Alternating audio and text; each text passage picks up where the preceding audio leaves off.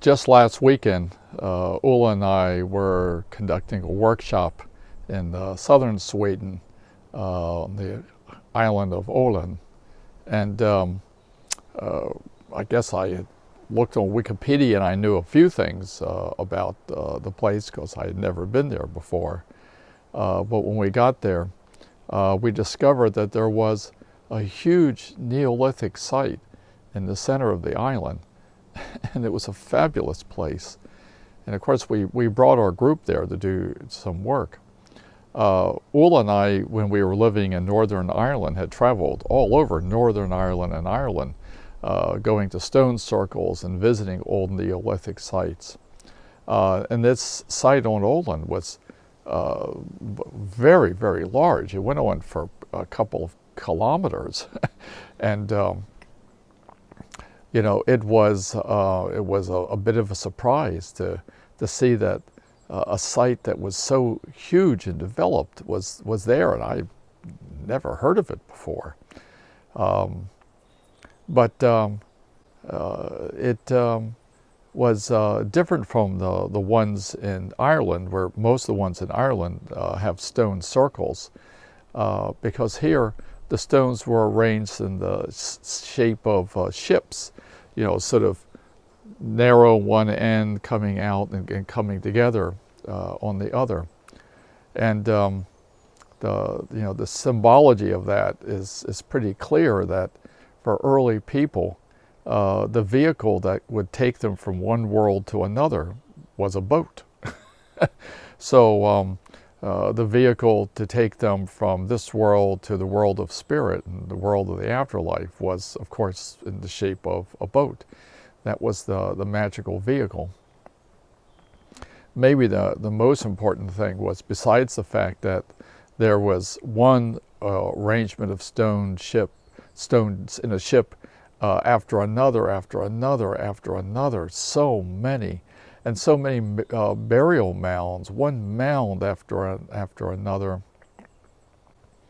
I mean, the main thing that was overwhelming to me was how beautiful the energy was, how happy the energy was, how light the energy was.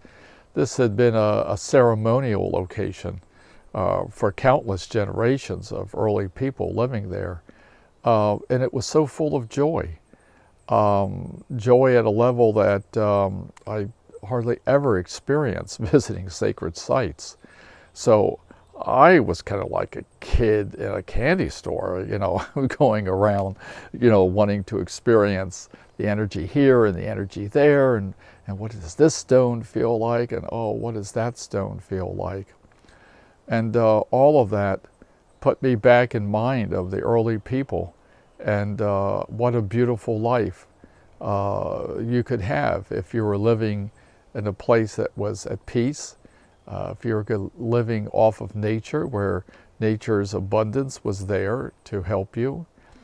And of course, this was Sweden, so of course people, you know, had to get through the winter, so people were organized into communities taking care of one another. A fabulous time for people. But I think that, you know, it raises in my heart, you know, some kind of a feeling to say, yeah, this is what human life can be like. Human life can be strong in community. Human life can be joyful. Human life can be close to the earth. And in that way, people are deeply, deeply fulfilled. And of course, I'm there experiencing this energy from an earlier time, much earlier time.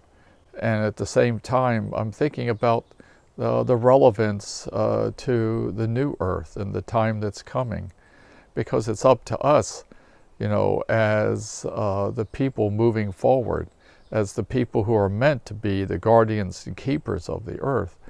You know, it's up to us to make a world, and this is the kind of world that we can make for ourselves. We can make a place that's joyful. We can make a place that's in right relationship with Earth. We can make a place that's in right relationship with the cosmos. And we can make that a human culture that we all share. And there's much to learn from the early people in understanding that we're capable of that, and that we can be that way. And we've been that way, and we can be that way again.